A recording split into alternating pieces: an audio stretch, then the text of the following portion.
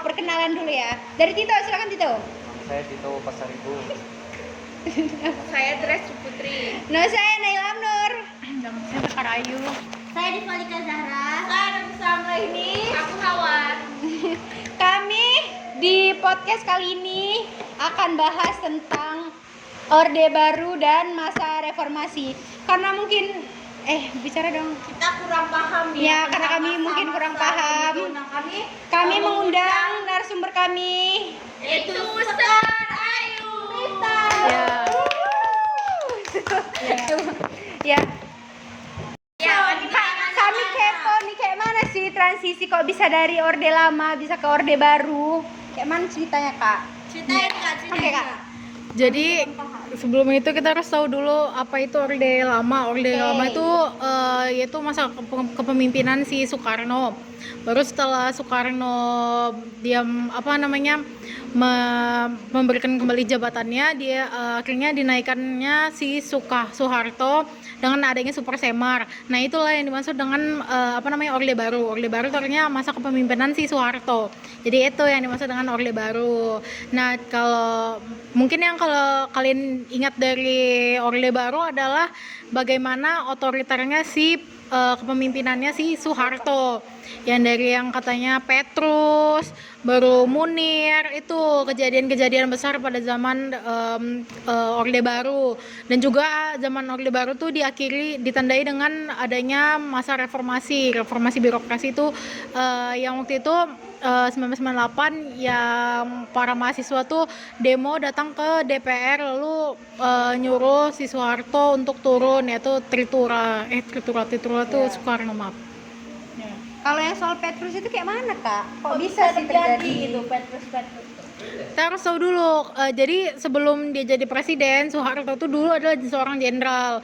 Nah, saat dia menjadi jenderal dulu tuh banyak yang suka sama dia. Lalu setelah adanya Super Semar, dinaikannya dia jadi presiden. Saat waktu itu presiden ada dua, Soekarno sama Soeharto. Baru habis itu si Soekarno mundur, naik jadi Soeharto. Soeharto itu ketika memimpin dia tuh adanya dua fungsi ABRI, yaitu dua fungsi dari Angkatan Bersenjata Republik Indonesia, yaitu contohnya tuh TNI, dia tuh boleh ikut mengabdi kepada negara selain dari Angkatan Bersenjata. Kalau misalnya sekarang kan kita itu ditegaskan kali netralitas TNI kan. Kalau misalnya kita datang ke Komplek Aura itu mereka tuh selalu ada netralitas TNI, gara-gara pada zamannya Soeharto itu TNI itu tidak netral. Jadi TNI itu mendukung pemerintah, sedangkan TNI itu kan seharusnya mendukungnya negara kan.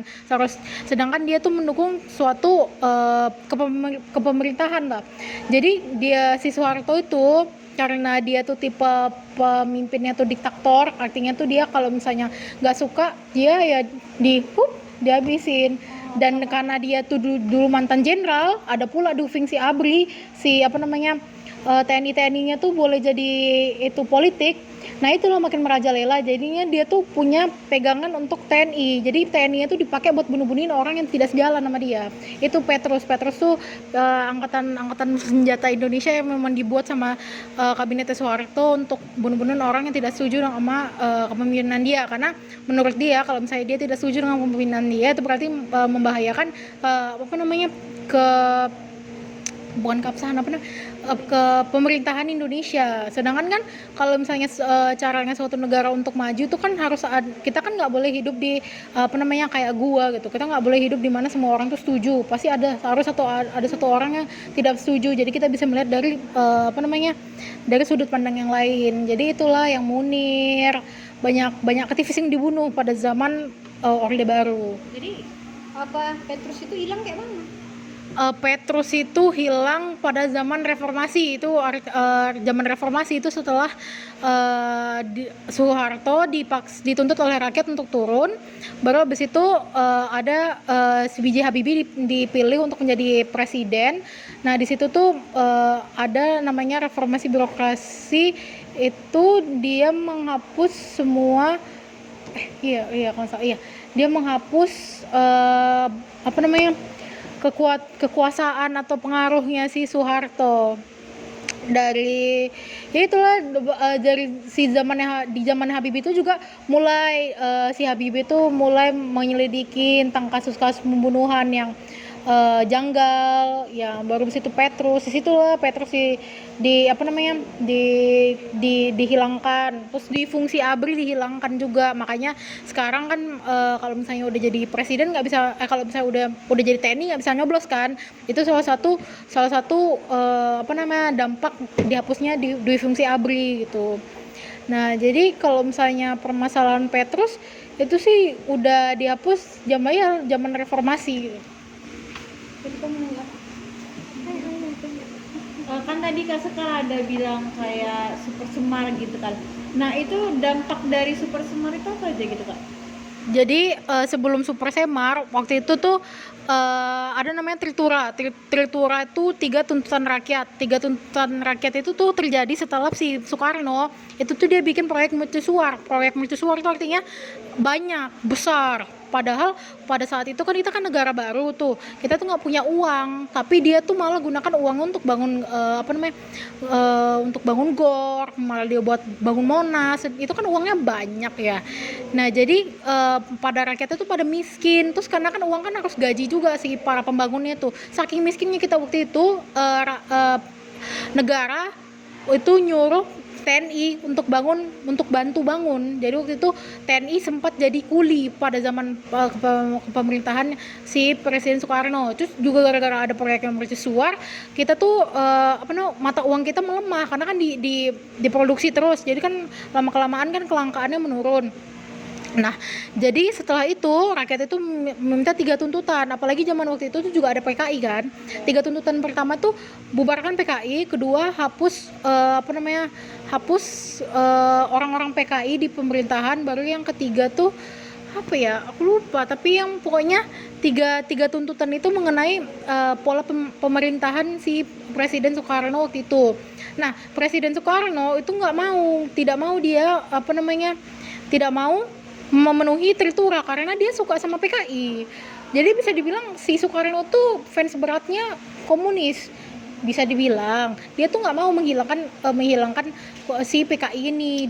Dia tuh makanya itulah jadinya rakyatnya kan demo baru akhirnya si Soeharto bilang sama Jenderal Sudirman kalau nggak salah waktu itu untuk bilang sama si Soekarno, tolong bilangkan sama Presiden Soekarno, tolong dipikirkan lagi usulan saya. Jadi si Soeharto itu pernah mengusulkan saya dulu ambil alih gitu pemerintahannya. Nah gara-gara keadaannya sudah kayak gitu, akhirnya udahlah diberikan Super Semar. Super Semar itu dia tuh surat yang isinya Soeharto boleh mengambil tempat lah di pemimpinan buat kayak jadi presiden sementara. Nah itu kan berarti ada 2 presiden. Soeharto yang ngabisin PKI. Nah setelah itu kan rakyatnya jadi sukanya sama Soeharto lah ya kan, orang kayak PKI dibasmi sama Soeharto. Nah jadinya ada dua tim, ada 2 kubu di Indonesia, ada tim Soekarno, ada tim Soeharto. Yang suka sama Soekarno tuh dia karena dia sosok pemerdeka Indonesia. Kalau misalnya dia suka sama Soeharto tuh biasanya gara-gara dia membubarkan PKI. Nah itu pecah lah Indonesia kan. Akhirnya setelah berapa lama ada TAP MPR, sidang TAP MPR. Dari situlah MPR menyatakan kalau yaudah Soekarno tolong berikan surat pemecatan gitu kan. Baru habis itu naiklah si Soeharto untuk jadi presiden waktu itu. Setelah itu yaitu Super Semar itu isi suratnya itu tuh sebenarnya bagaimana presiden tuh memberikan mandat kepada Soeharto untuk menjadi presiden sementara gitu. Itu si Super Semar sebenarnya. Permasalahan yang ada dari Super Semar adalah orang-orang itu mengatakan kalau misalnya Super Semar kan ada 2 suratnya. Ada yang bilang kalau misalnya surat yang kedua itu dipalsukan. Permasalahannya tuh mereka bilangnya katanya dalam satu Super Semar itu ada katanya si Soeharto untuk jadi presiden selamanya. Permasalahannya, alasan kenapa Soeharto jadi presiden selamanya itu gara-gara TAP MPR. Gara-gara ada sidang lagi. Karena kan udah terpecah belah tuh Indonesia. Ada sidang lagi. Jadi sebenarnya alasan kenapa Soeharto tuh jadi presiden bukan presiden sementara itu bukan gara-gara Super Semarnya cuma menyuruh dia menjadi presiden sementara, cuman gara-gara ada TAP MPR, ada lagi diskusi dari TAP MPR, baru situlah dikatakan kalau misalnya oh yaudah Soeharto aja jadi presiden. Terus dari zaman Soeharto itu nggak ada batas kepemimpinan itu makanya. Jadi struktur pemerintahan pada masa Orde Baru itu kayak mana? Struktur pemerintahan dari masa Orde Baru tuh rata-rata yang pertama kekuatan PKI atau pengaruh PKI itu udah pada dihapus. Waktu itu juga ada yang kalau kalian tahu tuh kalau misalnya ada orang bilang kamu PKI maka dia langsung tangkap. Baru habis itu tuh zaman Soeharto. Baru yang kedua itu ada dui fungsi ABRI, berarti kalau misalnya kamu udah jadi letnan itu kamu bisa juga ikut partai politik. Itu berarti kuasanya militer itu lagi tinggi-tingginya di zaman Soeharto. Ketiga, Soeharto tuh tipe kepemimpinannya diktator. Diktator itu artinya kalau misalnya nggak terima sama dia, ya bakal langsung bukan masalah dibasmi tapi bakal dicap jadi pengkhianat negara itu. Makanya kalau misalnya dia bilang oh Soeharto zaman Soeharto harga ini naik, nanti bakal dibilang kamu tuh menghina negara gitu. Terus kalau misalnya menghina negara ya ditangkap gitu. Jadi kebebasan berpendapat orang-orang itu rendah waktu saat itu pola kepemimpinannya. Jadi upaya pemerintahan untuk memperbaiki pemerintahan di masa reformasi itu Itu pertama aku bilang aja kayak apa yang berhasil B.J. Habibie lakukan ya. Yang pertama tuh B.J. Habibie berhasil menurunkan harga dolar waktu itu kalau nggak salah 16 atau 18 ribu menjadi 6 atau 8 ribu. Pokoknya harga kurs kita tuh naik banget dan waktu itu tuh Indonesia tuh bisa dibilang berhasil gitu membalikan keadaan kita dari negara diktator, negara miskin menjadi negara yang berkembang gitu loh. Maksudnya belajar gitu. Apalagi dia kan seorang pelajar dari negara Jerman begitu. Nah, baru habis itu kebebasan berpendapat di sana udah mulai diakui. Bahkan saat menurut saya itu suatu achievement. Itu si B.J. Habibie dapat memperjuangkan kebebasannya si Irian Jaya. Mungkin bagi beberapa orang Irian Jaya dibebaskan di zamannya si B.J. Habibie itu kehilangan, tapi menurut saya nggak ada alasan kita untuk memaksa suatu wilayah untuk tetap di wilayah kita ketika mereka aja nggak mau, karena kan bertabrakan dengan UUD kita kan bilang menghapuskan semua penjajahan di atas dunia, sedangkan pada saat itu kita tuh menjajah Irian Jaya. Jadi menurut aku dia tuh salah satu presiden yang berhasil benar-benar mengabdikan diri untuk negara. Bahkan dia tuh nggak haus kekuasaan, dia cuma jadi presiden selama 1 tahun gara-gara kan dia dipilih untuk menjadi presiden sementara.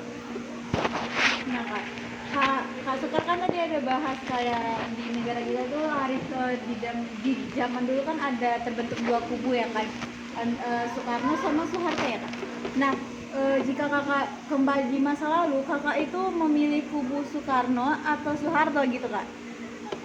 Kalau misalnya saya kembali ke masa lalu tanpa pengetahuan saya yang sekarang, mungkin saya bakal milih kepemimpinan Soeharto. Dikarenakan kita nggak tahu kalau misalnya kepemimpinan dia tuh bakal begitu. Kalau misalnya kita bilang oh tanda-tandanya tuh udah ada, oh dia tuh letnan, dia tuh jenderal, kita bisa nengok kepemimpinan SBY itu juga latar belakangnya militer, tapi dia menurut saya adalah pemerintah yang bagus dan dia juga maksudnya bukan liberal ya, tapi dia tuh menerima pendapat orang dan dia juga menerima kritik. Jadi menurut saya kalau misalnya tanpa saya tahu dia bakal menjadi seorang diktator, saya kembali akan mendukung si Soeharto. Oke guys, segitu aja mungkin podcast agak lain hari ini. Udah dijelasin ya sama Kak Sekar. Ini nambah ilmu kita juga ya guys. Ingatkan dengan podcast agak lain. Terima kasih udah mau denger podcast kami. Terima kasih Kak Sekar. Terima kasih. Bye bye.